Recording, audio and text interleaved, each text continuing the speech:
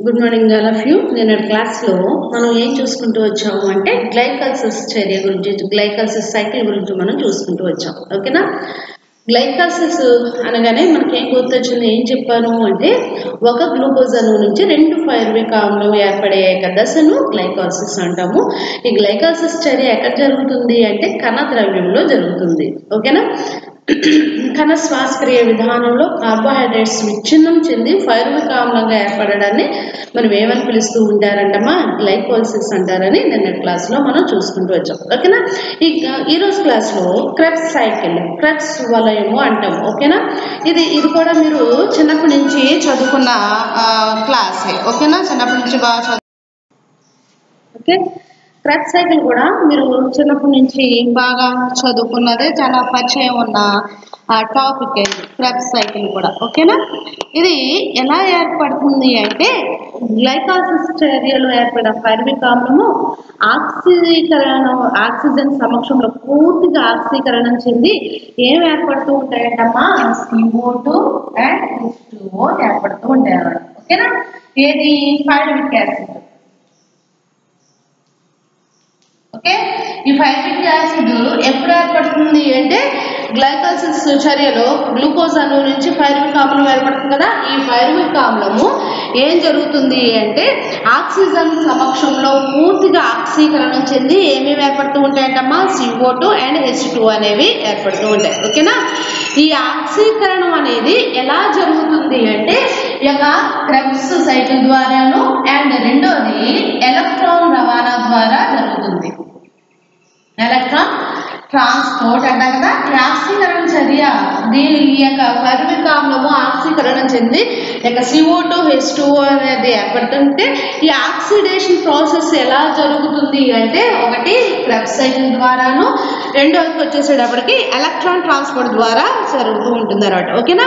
అయితే ఈ యొక్క క్రెబ్స్ సైకిల్ యొక్క చర్యలు, రియాక్షన్స్ అన్నీ కూడా ఎక్కడ జరుగుతాయి అంటే మ్యాట్రిక్స్ లో జరుగుతూ ఉంటాయి. అంటే కణములో ఉండే ఎక్కడ మ్యాట్రిక్స్ లో, మాత్రికలో ఈ యొక్క క్రెబ్స్ వలయానికి సంబంధించిన రియాక్షన్స్ అన్ని కూడా ఎక్కడ జరుగుతూ వస్తాయంటే మ్యాట్రిక్స్ లో జరుగుతూ ఉంటాయి. అండ్ ఎలక్ట్రాన్ ట్రాన్స్పోర్ట్, ఎలక్ట్రాన్ రవాణా విధానం ఎక్కడ జరుగుతుంది అంటే మైటోకాండ్రియా యొక్క లోపల త్వచంలోని యొక్క వాహకాల ద్వారా జరుగుతూ ఉంటుంది అన్నమాట. ఓకేనా? మైటోకాండ్రియా యొక్క లోపలి త్వచంలో యొక్క వాహకాల ద్వారా ఏం జరుగుతుంది అంటే ఎలక్ట్రాన్ ట్రాన్స్పోర్ట్, ఎలక్ట్రాన్ రవాణా విధానం అనేది జరుగుతూ వస్తుంది. ఓకేనా? అంటే గ్లైకోలిసిస్ చర్యలో ఏర్పడిన పైరువిక్ ఆమ్లము ఆక్సిజన్ సమక్షంలో ఆక్సీకరణం చెంది ఎలా ఏర్పడుతూ ఉంటాయంటమ్మా, CO2 H2Oగా ఏర్పడుతూ ఉంటాయి. ఈ ఆక్సీకరణము దేని ద్వారా జరుగుతుంది అంటే ఈ యొక్క క్రెబ్స్ సైకిల్ ద్వారాను, అండ్ ఈ యొక్క ఎలక్ట్రాన్ ట్రాన్స్పోర్ట్ ద్వారా జరుగుతూ ఉంటుంది అన్నమాట. ఓకేనా? అండ్ క్రెబ్స్ వలయ చర్యలన్నీ కూడా ఆ యొక్క కణములోని ఎక్కడ జరుగుతూ ఉంటాయంటే మాత్రికలో జరుగుతూ ఉంటాయి, మ్యాట్రిక్స్ లో జరుగుతాయి. అండ్ ఎలక్ట్రాన్ ట్రాన్స్పోర్ట్ విధానం, ఎలక్ట్రాన్ రవాణా విధానం ఎక్కడ జరుగుతుంది అంటే మైటోకాండ్రియా లోపల త్వచంలో ఉండే వాహకాల ద్వారా ఏం జరుగుతుంది అంటమ్మా, ఎలక్ట్రాన్ ట్రాన్స్పోర్ట్ అనేది జరుగుతూ వస్తుందంట. ఓకేనా? అయితే మనం ఈ యొక్క ఫస్ట్ ఈ యొక్క క్రెబ్స్ సైకిల్ కి లింక్ రియాక్షన్ ఒకటి మనం చూడాలి. లింక్ చర్య, దాన్ని మనం ఏమంటామంటే acetyl coenzyme A. Acetyl coenzyme A, దీన్ని లింక్ రియాక్షన్ అంటాం. అంటే అసలు ఈ క్రెబ్స్ సైకిల్ ఎలా జరుగుతుంది, దానికి ఫస్ట్ ఏ అదస్థ పదార్థాన్ని మనం సబ్స్ట్రేట్ను మనం తీసుకుంటాము అంటే ఫస్ట్ దేని గురించి మనం మాట్లాడుకోవాలంటే ఎసిటైల్ కోఎంజైమ్ గురించి మనం మాట్లాడుకుంటాం. ఓకే? అంటే ఆ యొక్క కణద్రవ్యంలో ఏర్పడిన ఈ యొక్క పైరువిక్ యాసిడ్ ఓకే మైటోకాండ్రియా మాత్రికలోనికి ఏమవుతుంది అంటే ట్రాన్స్ఫర్ జరుగుతూ ఉంటుంది. ఓకేనా? అంటే ఈ యొక్క గ్లైకాలసిస్ చర్య ద్వారా ఏర్పడిన ఈ యొక్క పైరువిక్ ఆమ్లము అది కణ ద్రవ్యంలో ఏర్పడుతుంది కదా. ఆ యొక్క కణద్రవ్యంలో ఏర్పడిన ఇక పైరువిక్ ఆమ్లము దేంట్లోకి రవాణా జరుగుతుంది అంటే ఆ యొక్క కణంలో ఉండే మ్యాట్రిక్స్ లోకి రవాణా అవుతుంది. ఓకేనా, ఇది డైరెక్ట్ గా ఈ పైరువిక్ యాసిడ్ క్రెబ్స్ చర్యల్లో పాల్గొనదు అన్నమాట. ఎందుకు అంటే ఏదో ఒక అదస్థ పదార్థం నుంచి ఆ యొక్క క్రెబ్స్ సైకిల్స్ అనేవి ఏర్పడాలి, కానీ డైరెక్ట్ గా ఇక పైరువిక్ యాసిడ్ ఆ యొక్క క్రెబ్స్ సైకిల్ లో పాల్గొనదు. ఓకేనా, అయితే ఇలాగ ఏర్పడిన ఇక గ్లైకోసిస్ ద్వారా ఏర్పడిన పైరువిక్ యాసిడ్ డైరెక్ట్ కణంలోని మాత్రికలోకి రవాణా జరిగి ఇదేం జరుగుతుంది అంటే డైరెక్ట్ గా ఇక క్రెబ్స్ చర్యల్లో పాల్గొదు, కానీ వాయు సహిత పరిస్థితుల్లో అంటే వాయు శ్వాసక్రియ జరుపుకునే పరిస్థితుల్లో పైరువిక్ ఆమ్లము ఏమి జరుగుతుంది అంటే ఆక్సిడేటివ్ డీకార్బాక్సిలేషన్ చర్య ఫలితంగా 2 కార్బన్ పరమాణువులు ఏర్పడుతూ ఉంటాయి అన్నమాట. ఓకేనా, వాయు సహిత పరిస్థితుల్లో ఇక పైరువిక్ ఆమ్లము pyruvic acid okay oxidative decarboxylation చర్య వలన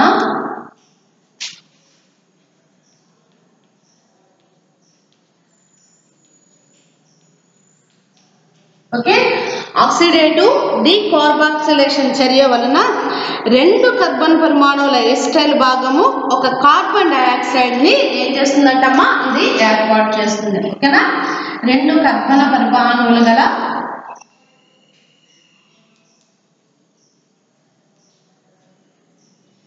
ఎస్టైల్ భాగము అండ్ దేన్ని ఏర్పాటు చేస్తుంది అంటే కార్బన్ డయాక్సైడ్ ని ఏర్పాటు చేస్తుంది. అంటే ఇక పైరువిక్ ఆమ్లము ఆక్సిడేటివ్ డీకార్బాక్సిలేషన్ చర్య ఫలితంగా ఏం ఏర్పడుతుంది అంటే 2 కార్బన్ పరమాణువులు గల ఎస్టైల్ భాగము అండ్ CO2 అనేది దీంట్లో ఏర్పడుతూ ఉంటుంది అన్నమాట. ఓకే, ఈ ఎస్టైల్ భాగము కో ఎంజైమ్ తో కలిసి ఇది ఎట్లా మార్పు చెందుతుంది అంటమ్మా ఎస్టైల్ భాగము కో ఎంజైమ్ A తో కలిసి ఇది ఎట్లా మార్పు చెందుతుందంట ఎస్టైల్ కో ఎంజైమ్ A గా మార్పు చెందుతూ ఉంటుంది. ఓకేనా, ఎస్టైల్ కో ఎంజైమ్ గా మార్పు చెందుతుంది. అంటే పైరువిక్ ఆమ్లము గ్లైకోసిస్ చర్యలో ఏర్పడిన పైరువిక్ ఆమ్లము ఆక్సిడేటివ్ డీకార్బాక్సిలేషన్ చర్య జరగడం వల్ల 2 కార్బన్ పరమాణువులు గల ఏం ఏర్పడతాయంటమ్మా ఎస్టైల్ భాగం ఏర్పడుతుంది అండ్ CO2 అనేది ఏర్పడుతూ ఉంటుంది. ఓకేనా, ఈ ఎస్టైల్ భాగము ఈ కోఎంజైమ్ ఏతో కలిసి ఎలాగ మార్పు చెందుతుందంట ఎస్టైల్ కోఎంజైమ్ గా మార్పు చెందుతుంది. ఓకే, ఈ చర్యలు జరగడానికి ఒక ఎంజైమ్ ఏం చేస్తుందంటమ్మా సహాయం చేస్తుంది. దాన్ని మనం ఏమని పిలుస్తామంటే పైరువేట్ డీహైడ్రేజినేజ్ అనే ఎంజైమ్. పైరువేట్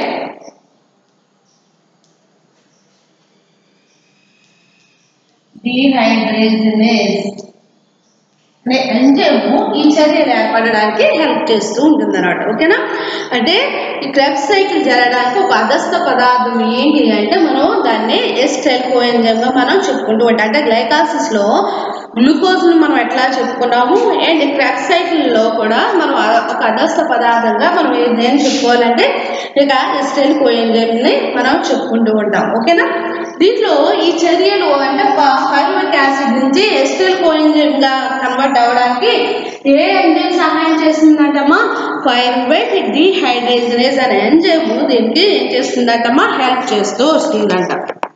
ఓకేనా, అండ్ పైరువిక్ ఆమ్లం నుండి ఎస్టైల్ కోఎంజైమ్ ఏర్పడేటప్పుడు కొన్ని కెమికల్ రియాక్షన్స్ రసాయనిక చర్యలు అనేవి జరుగుతూ ఉంటాయి. దాంట్లో మనం కేవలం ఒకటి మాత్రమే మనం చూసుకొని నెక్స్ట్ మనం క్రెబ్స్ సైకిల్లోకి వెళ్తాం. ఓకేనా, ఫస్ట్ రియాక్షన్ మనం చూసినట్లయితే ఇక పైరువిక్ యాసిడ్ నుంచి ఎస్టైల్ కోఎంజైమ్ ఏర్పడడానికి కొన్ని రియాక్షన్స్ కొన్ని చర్యలు జరుగుతూ ఉంటాయి. దాంట్లో ఫస్ట్ రియాక్షన్ మనం చూసినట్లయితే ఈ పైరువిక్ ఆమ్లము డీకార్బాక్సిలేషన్ చర్య వలన దేన్ని కోల్పోతుంది అంటే CO2ను కోల్పోయి TTPతో కలిసి ఏది ఏర్పడుతున్నట్టమ్మా హైడ్రాక్సీ ఇథైల్ TTP ఏర్పరుస్తుంది. ఓకేనా, పైరువిక్ ఆమ్లము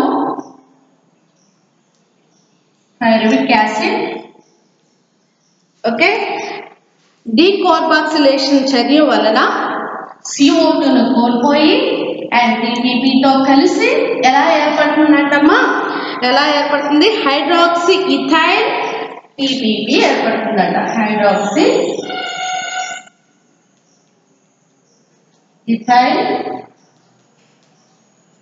అండ్ TPP దేని కోల్పోతుంది అంటే CO2 కోల్పోతుంది. ఓకేనా?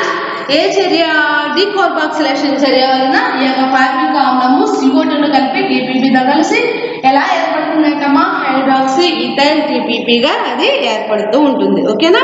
అండ్ సెకండ్ రియాక్షన్ మనం చూసుకున్నట్లయితే ఇక ట్రాన్స్ ఎసైలేజ్ అనే ఎంజైమ్ చర్య వలన ఈ 5 సంక్లిష్టంలో ఉండే యొక్క TPP స్థానాన్ని ఏది ప్రతిక్షేపిస్తుంది అంటే ఒక లైపోయిక్ యాసిడ్ అనేది ప్రతిక్షేపిస్తుంది. ఓకేనా? దీనివల్ల ఏం ఏర్పడుతుంది అంటే ఎస్టైల్ లైపోయిక్ యాసిడ్ అండ్ TPP అనేది ఏర్పడుతూ ఉంటుంది. ఓకేనా? Hydroxy ethyl TPP, hydroxy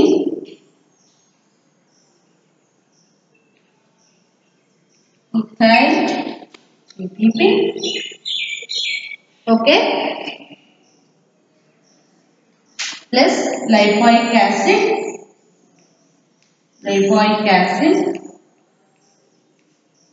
okay. దీనివల్ల ఏది ఏర్పడుతుంది? ట్రాన్స్ ఎసైక్లేజ్ అనే ఎంజైమ్ చర్య వలన ట్రాన్స్ ఎసైక్లేజ్ అనే ఎంజైమ్ చర్య వలన ఏం ఏర్పడుతుందమ్మా? ఎస్టైల్ లైపోయిక్ యాసిడ్ ఏర్పడుతుంది. ఎస్టైల్ లైపోయిక్ యాసిడ్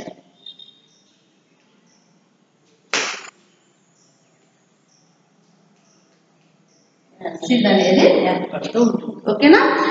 ఈ యొక్క హైడ్రాక్సీ ఇథైల్ TPP దేని వలన? ట్రాన్స్ ఎసైలేజ్ అనే ఎంజైమ్ చర్య వలన ఏ ఆమ్లం ఏర్పడుతుందంటమ్మా? ఎస్టైల్ లైపోయిక్ ఆమ్లం అనేది ఏర్పడుతూ ఉంటుంది. ఓకేనా? ఈ విధంగా ఒక అణువు ఫైర్మిక్ ఆమ్లం నుండి ఏది ఏర్పడుతుంది అంటే ఎస్టైల్ కోఎంజైమ్ ఏ, ఒక అణువు NADH అనేవి ఏర్పడుతూ ఉంటాయన్నమాట. అంటే ఒక అణువు ఫైర్మిక్ ఆమ్లం నుంచి ఏమేమి ఏర్పడుతూ ఉంటాయంటమ్మా? ఎస్టైల్, ఒక అణువు ఎస్టైల్ కోఎంజైమ్ ఏ అండ్ ఒక అణువు NADH అనేవి ఏర్పడుతూ ఉంటాయి. ఓకే, ఫైర్మిక్ యాసిడ్ నుంచి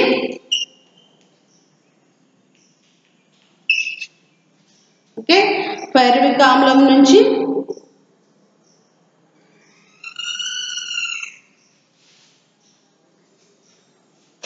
ఏం ఏర్పడుతూ ఉంటాయి? ఎస్టైల్ కోఎంజైమ్ ఏ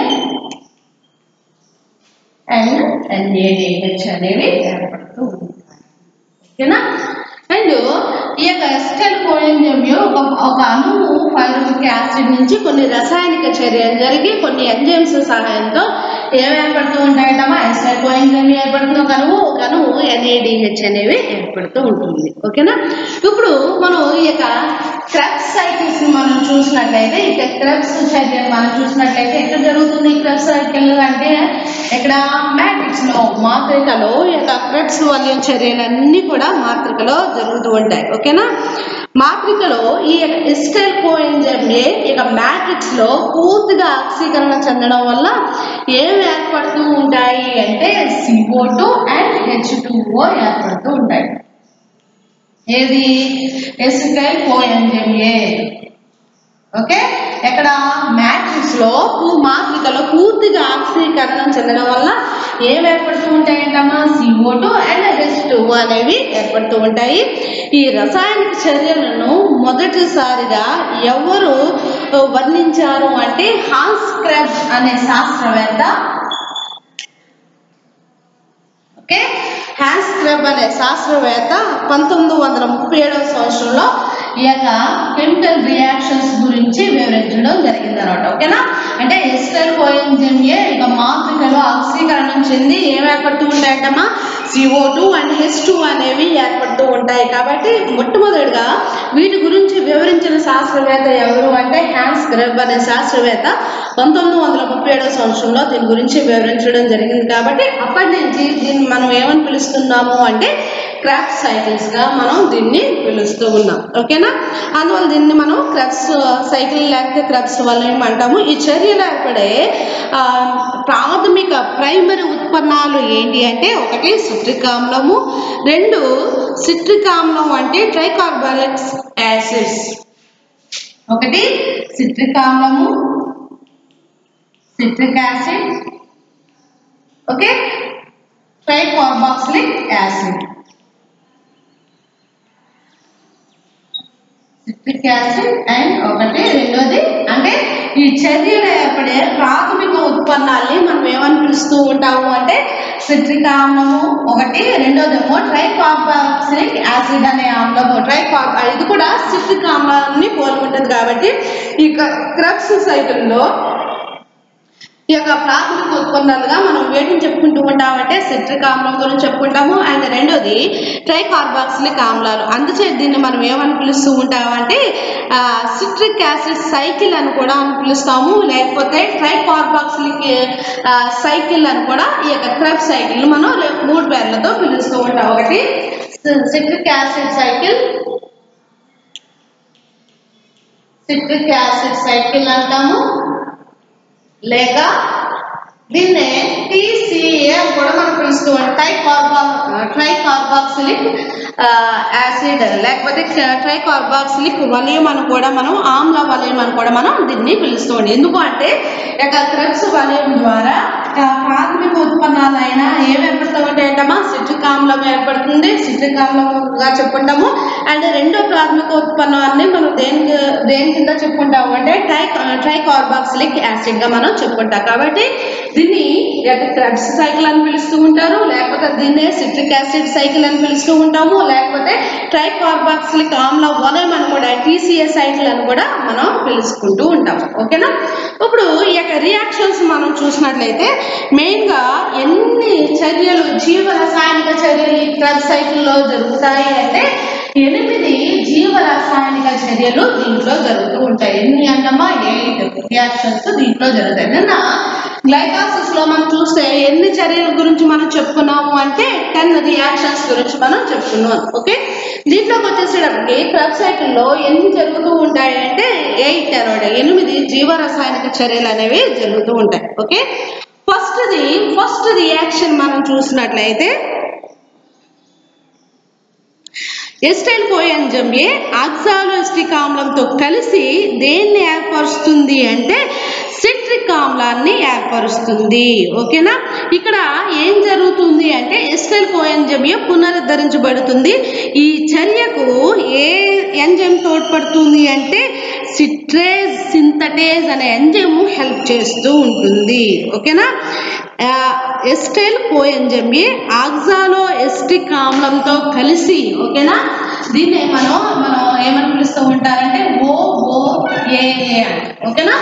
ఆక్సాలోఎస్టిక్ ఆమ్లము దేంతో ఎస్టైల్ కోఎంజైమ్ తో కలిసి ఫస్ట్ రియాక్షన్, ఓకే, కోఎంజైమ్ తో కలిసి దేన్ని ఏర్పాటు చేస్తుంది అంటే సిట్రిక్ ఆమ్లాన్ని ఏర్పరుస్తుంది. సిట్రిక్ ఆమ్లాన్ని ఏర్పరుస్తుంది. Citric acid ఏర్పడుతుందన్నమాట.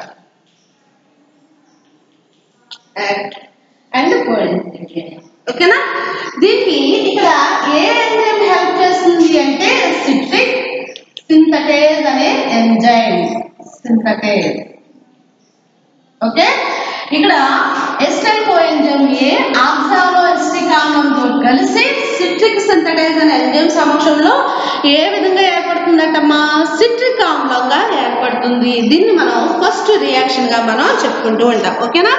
దీంట్లో కోఎంజైమ్ ఏం జరుగుతుంది అంటే మళ్ళా రీజనరేట్ అవుతుంది అనమాట. ఓకేనా. ఎస్టైల్ కోఎంజైమ్ లో ఉండే కోఎంజైమ్ ఇక్కడ ఏం జరుగుతుంది అంటే ఫస్ట్ రియాక్షన్ లో పునరుద్ధరింపబడుతుంది. ఓకేనా. దీన్ని ఫస్ట్ రియాక్షన్ గా మనం చెప్పుకుంటూ ఉంటాం. ఓకేనా. అండ్ సెకండ్ రియాక్షన్ లో మనం చూసినట్లయితే ఈ యొక్క సిట్రిక్ ఆమ్లం నుండి ఎకోనిటేజ్ అనే ఎంజైమ్ చర్య వలన ఏది ఏర్పడుతుంది అంటే ఐసోసిట్రిక్ ఆమ్లం అనేది ఏర్పడుతుంది. ఓకేనా. ఈ సిట్రిక్ యాసిడ్, ఓకే, ఎకోనిటేజ్ అనే ఎంజైమ్ చర్య వలన ఓకే, ఐసోసిట్రిక్ యాసిడ్ అనేది ఏర్పడుతుంది. ఐసోసిట్రిక్ యాసిడ్ అనేది ఏర్పడుతుంది. ఓకేనా, ఇది సెకండ్ రియాక్షన్ గా మనం చెప్పుకుంటూ ఉంటాం. ఓకేనా, ఫస్ట్ రియాక్షన్ లో ఎస్టైల్ కోఎంజైమ్ అంటే పైరువిక్ ఆమ్లం నుంచి ఏర్పడిన ఎస్టైల్ కోఎంజైమ్ ఆక్సాలిస్టిక్ ఆమ్లంతో కలిసి సిట్రిక్ సింథటైజ్ అనే ఎంజైమ్ సమక్షంలో సిట్రిక్ యాసిడ్ ని సిట్రిక్ ఆమ్లాన్ని ఏర్పరుస్తుంది. ఇక్కడ కోఎంజైమ్ మళ్ళా రీజనరేట్ అవడం అనేది మనం చూస్తున్నాం. ఓకేనా, అండ్ సెకండ్ రియాక్షన్ కు వచ్చేసేటప్పటికి సిట్రిక్ ఆమ్లము ఎకోనిటేజ్ అనే ఎంజైమ్ సమక్షంలో, ఓకేనా, దీనికి సాదృశ్యమైన ఏ ఆమ్లం ఏర్పడుతుందంటమ్మా ఐసోసిట్రిక్ యాసిడ్ ని ఐసోసిట్రిక్ ఆమ్లాన్ని ఏర్పరుస్తుంది. ఇది కూడా అంటే దేనికి అంటే ఇది దేనికి సంబంధించిందంటే సిట్రిక్ యాసిడ్ కి సంబంధించింది కాబట్టి దీనికి సాదృశ్యమైన మరొక ఆమ్లాన్ని ఇది ఏర్పాటు చేస్తుంది. ఏ ఎంజైమ్ సమక్షంలో ఎకోనిటేజ్ అనే ఎంజైమ్ సమక్షంలో ఏది ఏర్పడుతుందంటమ్మా ఐసోసిట్రిక్ ఆమ్లం అనేది ఏర్పడుతుంది. ఇది సెకండ్ రియాక్షన్ గా మనం చూస్తూ ఉంటాం. ఓకే, థర్డ్ రియాక్షన్ లో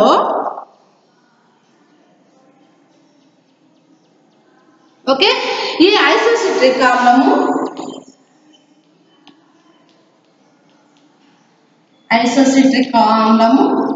ఓకే డీకార్బాక్సిలేషన్ చర్య వలన ప్లస్ NAD, ఈ ఐసోసిట్రిక్ ఆమ్లము డీకార్బాక్సిలేషన్ చర్య వలన ఏది ఏర్పడుతుంది అంటే ఆల్ఫా కీటో గ్లూటారిక్ యాసిడ్ అనేది ఏర్పడుతుంది. ఓకేనా, ఈ ఐసోసిట్రిక్ ఆమ్లము డీకార్బాక్సిలేషన్ చర్య వలన ఆల్ఫా కీటో గ్లూటారిక్ యాసిడ్ అనేది ఏర్పడుతుంది. ఓకేనా, థర్డ్ రియాక్షన్ లో సెకండ్ రియాక్షన్ లో ఏర్పడిన ఐసోసిట్రిక్ యాసిడ్ డీకార్బాక్సిలేషన్ చర్య వలన ఎట్లా కన్వర్ట్ అవుతుందంటమ్మా ఆల్ఫా కీటో గ్లూటారిక్ యాసిడ్ గా ఏర్పడుతుంది.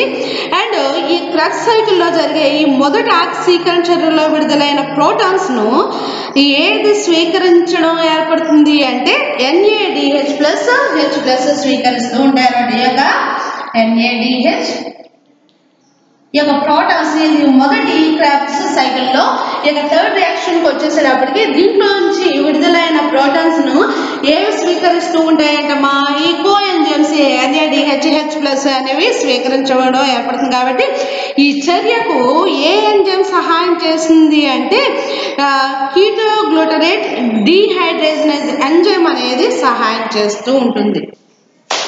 కాబట్టి దీన్ని మనం ఎలా ఇస్తాము అంటే ఇక్కడ NADH+H+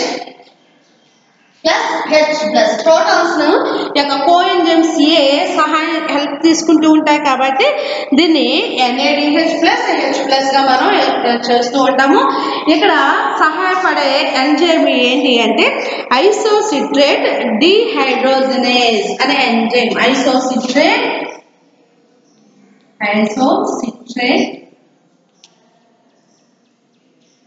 డీహైడ్రోజినేజ్ అనే ఎంజైమ్ హెల్ప్ చేస్తుంది. ఓకేనా, ఇవన్నీ మీకు తెలిసిన రియాక్షన్స్. ఓకేనా, ఫస్ట్ రియాక్షన్ లో ఎస్టైల్ కోఎంజైమ్ ఆక్సాలిస్టిక్ ఆమ్లంతో కలిసి సిట్రిక్ సింథటైజ్ అనే ఎంజైమ్ సమక్షంలో దేన్ని ఏర్పాటు చేస్తుంది సిట్రిక్ యాసిడ్ ని ఏర్పాటు చేసి మళ్ళీ కోఎంజైమ్ ఏను కూడా రీజనరేట్ చేస్తుంది.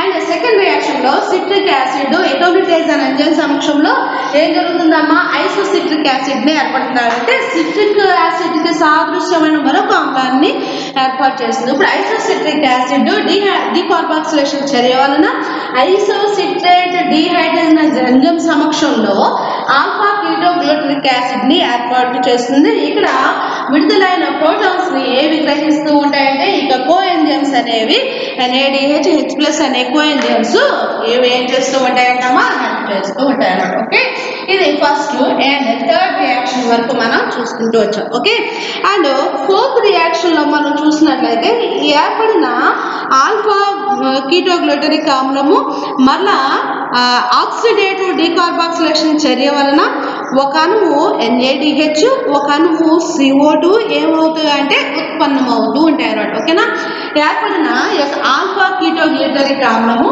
ఇక్కడ వేస్తాను చూడండి. ఓకేనా, మూడో రసాయన చర్యలో ఏర్పడిన ఆల్ఫా కీటోగ్లూటారిక్ ఆమ్లము కోఎంజైమ్ ఏదో కలిసి ఒక అణువు NADH ఒక అణువు CO2 గా ఉత్పన్నం అవుతూ ఉంటాయి అన్నమాట. ఈ ఎంజైమ్కి ఈ చర్యకి ఏ ఎంజైమ్ సహాయం చేస్తుంది అంటే కీటోగ్లూటరేట్ డీహైడ్రోజనేజ్ అనే ఎంజైమ్ చర్య వల్ల కోఎంజైమ్ ఏ, లైపోయిక్ యాసిడ్, టీపీపీ, ఎన్ఏడి అన్నీ కూడా ఇక్కడ ఏం జరుగుతూ ఉంటాయంటే చాలా సహకారులుగా పనిచేస్తూ ఉంటాయి అన్నమాట. ఓకేనా. ఈ యొక్క alpha ketoglutaric ఆమ్లము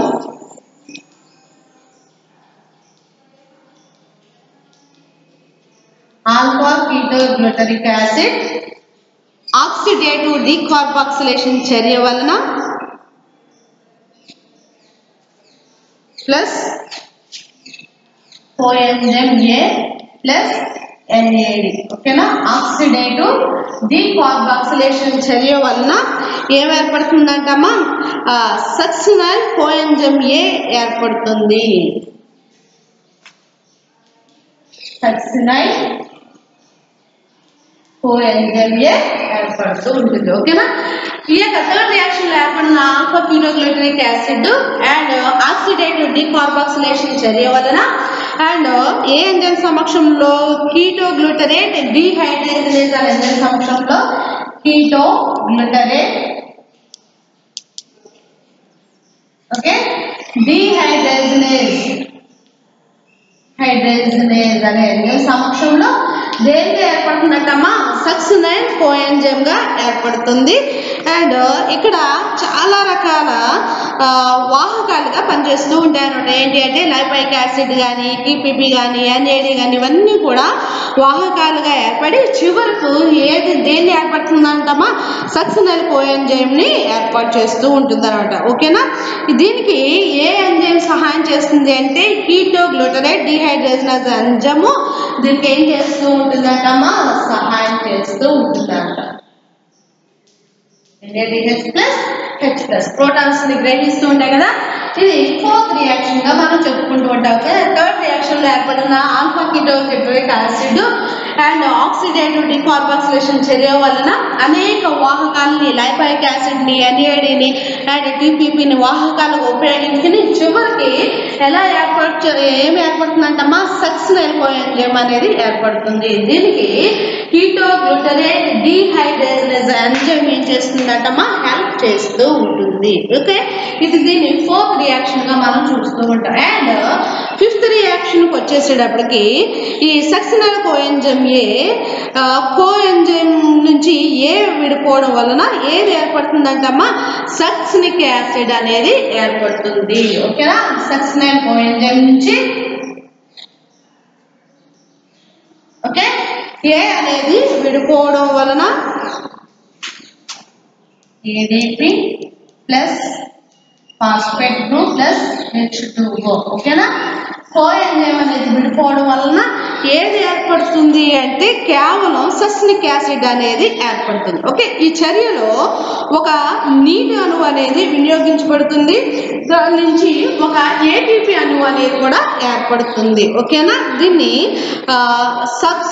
substrate level phosphorylation అని కూడా మనం పిలుస్తూ ఉంటాం. ఓకేనా. సక్సినిక్ ఆమ్లము ఏర్పడుతుంది. సక్సినిక్ ఆమ్లం అండ్ ప్లస్ ఒక ATP అణువు కూడా ఏర్పడుతూ ఉంటుంది. ఓకే. ఈ చర్యకు ఉపయోగపడే ఎంజైమ్ ను మనం ఏమని పిలుస్తూ ఉంటాము అంటే థయోకైనేజ్ అనే ఎంజైమ్ సమక్షంలో ఏం జరుగుతుంది అంటమ్మా సక్సినిక్ కోఎంజైమ్ ఏ నుంచి ఏ సెపరేట్ అయిపోయి ఏది ఏర్పడుతుందంటమ్మా సక్సినిక్ ఆమ్లం అనేది ఏర్పడుతుంది. ఓకేనా. ఈ రాసాయనిక చర్యలో ఒక నీటి అణువు వినియోగించబడుతుంది. ఒక ATP అణువు అనేది ఈ రసాయనిక చర్యలో వచ్చేసేటప్పటికి ఒక ATP అణువు అనేది దీంట్లో ఏర్పడుతూ ఉంటుంది. దీని ఈ యొక్క ఫిఫ్త్ రియాక్షన్ గా మనం దీన్ని చూసుకుంటూ ఉంటాం. ఓకే. అండ్ సిక్స్త్ రియాక్షన్ కి వచ్చేసేటప్పటికి ఈ యొక్క క్రెబ్స్ సైకిల్ లో 6వ రసాయనిక చర్యకి వచ్చేసేటప్పటికి ఓకేనా సిక్స్త్ రియాక్షన్ లో ఫిఫ్త్ లో ఏర్పడిన సక్సినిక్ ఆమ్లము డీహైడ్రోజనేషన్ చర్య వలన దానిలో ఉండే ప్రోటాన్స్ అన్నిటిని కూడా పోగొట్టుకుని ఏం జరుగుతుంది అంటమ్మా ఏ యాసిడ్ ఏర్పడుతుంది అంటే ఫ్యూమరిక్ యాసిడ్ అనేది ఏర్పడుతుంది. ఓకేనా. సక్సినిక్ ఆమ్లము ఓకే డీహైడ్రేషన్ చర్య వలన దాంట్లో ఉండే దేని పోగొట్టుకుంటుందంటమ్మా మొత్తం ప్రోటాన్స్ అన్నిటిని పోగొట్టుకుని దేనిగా ఏర్పడుతుంది అంటే ఫ్యూమరిక్ ఆమ్లంగా ఏర్పడుతుంది ఫ్యూమరిక్ యాసిడ్ ఓకేనా ప్లస్ అంటే దాంట్లో ఉండే ప్రోటాన్స్ అన్ని పోగొట్టుకుని ఇది ఎట్లా కన్వర్ట్ అవుతుందంటమ్మా ఫ్యూమరిక్ యాసిడ్ గా కన్వర్ట్ అవుతుంది ఓకేనా ఇలా విడుదలైన హైడ్రోజన్ పరమాణువులను ఈ యొక్క FAD కోఎంజైమ్ స్వీకరించి దేనిగా క్షయకరణం చెందుతుంది అంటే FADH2గా మార్పు చెందుతుంది ఓకేనా ఈ రసాయనిక చర్యల్లో సల్ఫ్యూరిక్ ఆమ్లం అన్ని కూడా ప్రోటాన్లను విడగొడుతుంది కదా అవి విడగొట్టిన యొక్క ప్రోటాన్లను ఏది గ్రహిస్తుంది అంటమ్మా FAD అనే కోఎంజైమ్ గ్రహించి దాన్ని ఎట్లా కన్వర్ట్ చేస్తుంది అంటమ్మా FADH2గా క్షయకరణం చేస్తుంది ఓకేనా దీనికి ఉపయోగపడే ఎంజైమ్ ఏంటి అంటే సక్సినేట్ డీహైడ్రేజనేజ్ అనే ఎంజైమ్ సమక్షంలో సక్సినేట్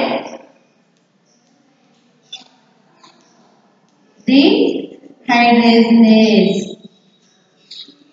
ఓకే సక్సినేట్ డీహైడ్రేజ్ అనే ఎంజైమ్ సమక్షంలో సక్సినిక్ ఆమ్లము దాంట్లో ఉండే ప్రోటాన్లన్నీ పోగొట్టుకుని ఎలాగే ఏర్పడుతుంది అంటమ్మా ఫ్యూమరిక్ యాసిడ్ గా ఏర్పడుతుంది ఫ్యూమరిక్ ఆమ్లంగా ఏర్పడుతుంది ఓకే ఈ చర్యలో విడుదలైన యొక్క ప్రోటాన్స్ ని ఏది గ్రహిస్తుంది FAD అనే కోఎంజైమ్ గ్రహించి దాన్ని ఎట్లాగా క్షయకరణం చేస్తుంది అంటే FADH2గా క్షయకరణం చేస్తుంది ఇది 6th రియాక్షన్ గా మనం చూస్తూ ఉంటాయి అండ్ 7th రియాక్షన్ లో ఇక ఫ్యూమరిక్ ఆమ్లము అంటే 6వ చర్యలు ఏర్పడిన ఫ్యూమరిక్ ఆమ్లము ఒక నీటి అణువును ఉపయోగించుకుని ఎట్లా మార్పు చెందుతుంది అంటే మాలిక్ యాసిడ్ గా మార్పు చెందుతుంది ఓకేనా ఫ్యూమరిక్ ఆమ్లము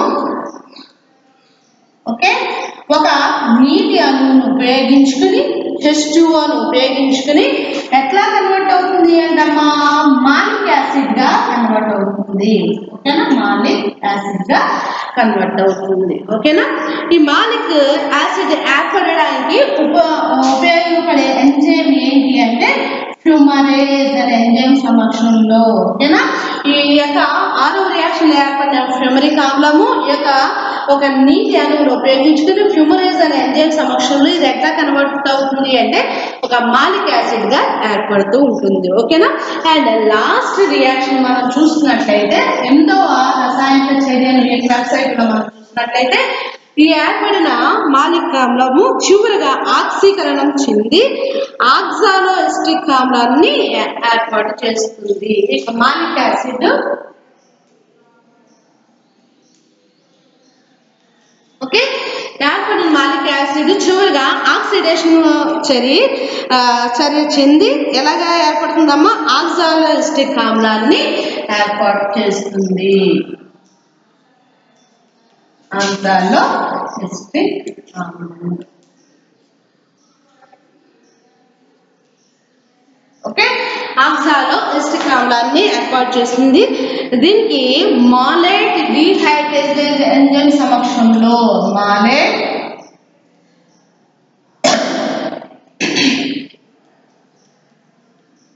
ఓకే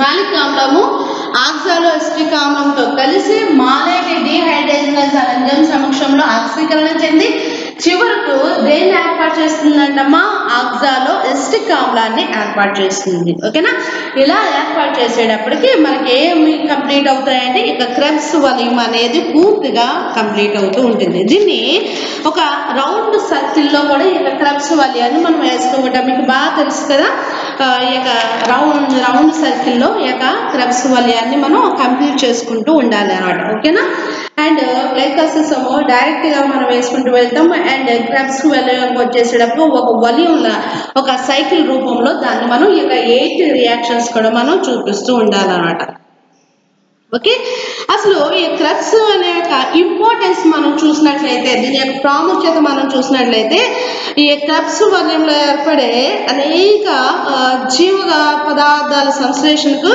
ఏం చేస్తూ ఉంటాయంటమ్మా ఈ క్రెబ్స్ వలయంలో ఏర్పడే యొక్క ఉత్పన్నాలు దేనికి ఉపయోగపడుతూ ఉంటాయి ఉంటాయంటే జీవ పదార్థ సంశ్లేషణకి ఎక్కువగా ఉపయోగపడుతూ ఉంటాయి. అంటే ఏర్పడిన ఐసోలేసిక్ ఆమ్లము ఏం జరుగుతుంది అంటే అనేక జీవ రసాయనిక చర్యలు జరగడానికి ఉపయోగపడతాయి.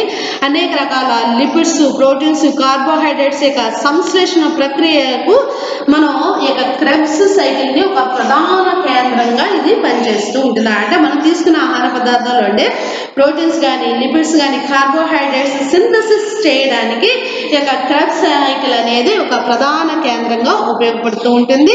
అంతేకాక ప్రధానంగా రసాయన శక్తిని ఏ రూపంలోకి మార్చడానికి అంటే ఏటీపీ రూపంలో మార్చడానికి అవసరమైన మూలకాలను NADH అండ్ FADH వంటి క్షయకరణ మూలకాలని ఇది అందిస్తుందట. ఓకేనా? NADH, FADH వంటి ఒక క్షయకరణ మూలకాలని యొక్క క్రెబ్స్ సైకిల్ అందిస్తుంది. అంటే ఏంటంటే ఆ యొక్క రసాయనిక శక్తిని ఏటీపీగా మార్చడానికి ఉపయోగపడిన అనేక ఈ యొక్క రసాయనిక చర్యకు ఉపయోగపడే మూలకాలని NADH అండ్ FADH వంటి మూలకాలని ఏది అందిస్తుంది అంటే ఈ యొక్క క్రెబ్స్ సైకిల్ అనేది అందిస్తుంది. అండ్ ఫ్యాట్స్ సంశ్లేషణకి అవసరమైన ఈ యొక్క ఉత్పన్నాలు, పదార్థాలు అన్నీ కూడా మనకి దేంట్లో ఏర్పడుతూ ఉంటాయంటే ఈ యొక్క క్రెబ్స్ సైకిల్లో ఏర్పడుతూ ఉంటాయి. కాబట్టి దాన్ని అసిటైల్ కోఎంజైమ్ గా దాన్ని ఐడెంటిఫై చేయడం జరిగింది. ఇది మైటోకాండ్రియా యొక్క మాతృకలో ఏర్పడి అక్కడి నుంచి కణ ద్రవ్యంలోకి రవాణా చెంది కొవ్వుల సంశ్లేషణకి ఉపయోగపడుతుంది. అంటే ఈ యొక్క ఫ్యాట్స్ సింథసిస్ చేయడానికి మెయిన్ గా ఏ పదార్థం ఉపయోగపడుతుంది అంటే అసిటైల్ కోఎంజైమ్ అనేది ఉపయోగపడుతుంది. ఓకేనా? అసిటైల్ కోఎంజైమ్ మాతృకలో ఏర్పడుతుంది కదా. మరి క్రెబ్స్ సైకిల్ అంతా కూడా ఎక్కడ జరుగుతుంది? మాతృకలో జరుగుతుంది. కాబట్టి అక్కడి నుంచి కణద్రవ్యంలోకి ప్రయాణం చేసి అసిటైల్ కోఎంజైమ్ అప్పుడు ఇక మనం తీసుకున్న ఆహార పదార్థంలో యొక్క లిపిడ్స్ ని సింథసిస్ చేయడానికి ఇవి సహాయం చేస్తూ ఉంటాయి అన్నమాట. అంటే తీసుకున్న ఆహార పదార్థాలన్నిటిని కూడా సింథసిస్ చేయడానికి ప్రధానమైన కేంద్రంగా మనం దేన్ని చెప్పుకుంటూ ఉంటాము అంటే ఇక క్రెబ్స్ సైకిల్ ని మనం చెప్పుకుంటూ ఉంటాం. ఓకేనా? ఇది గ్లైకోసిస్ నుంచి ఏర్పడిన పైరువిక్ ఆమ్లం నుంచి ఏ చర్య జరుగుతుంది అంటే క్రెబ్స్ సైకిల్ అనేది జరుగుతుంది. గ్లైకోసిస్ కణ ద్రవ్యంలో జరిగితే ఈ క్రెబ్స్ వలయం అంతా కూడా ఎక్కడ జరుగుతుంది అంటమ్మా మ్యాట్రిక్స్ లో జరుగుతూ వస్తుంది. ఓకేనా? అనేక రకాల పదార్థాలు, జీవ రసాయనిక చర్యలు జరగడానికి ఈ క్రెబ్స్ వలయం అనేది చాలా ఇంపార్టెంట్ చర్యలుగా మనం దీన్ని చూస్తూ ఉంటాం. ఓకేనా? ఇది కూడా very very important topic. Okay, రేపటి క్లాస్ లో నెక్స్ట్ టాపిక్ మనం డిస్కస్ చేసుకుంటూ వెళ్దాం. Okay, thank you.